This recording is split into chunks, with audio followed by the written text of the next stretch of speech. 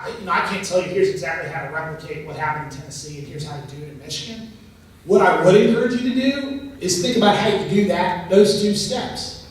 Right? Start there. How do you establish a sense of urgency in the state? I'm sure that there are things the philanthropic community can do, whether it's communications or advocacy work, to say there's a sense of urgency and it's like no other time in the state that we've had before, as Katie mentioned earlier. But then two, how do you build that guided coalition? What does it look like? And how do you use leadership in the state to pull those people together? And again, it's a lot easier said than done, but those seem to me to be the sort of two clearest things that really make sense to think about right now. Let me be clear here. I'm not usually the one who goes in and argues that more money is the answer. We're sort of not the money guys. But the situation you have here in Michigan,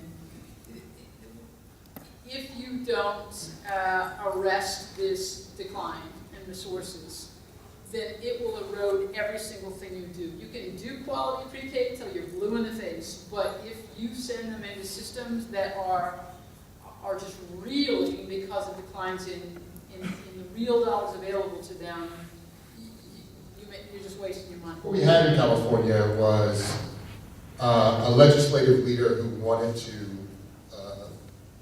basically get his others in his party to, and this became a bipartisan group ultimately, to create an Assembly Select Committee on Boys and Men of Color, which was formed in California. That was entirely funded by a private foundation, California Endowment.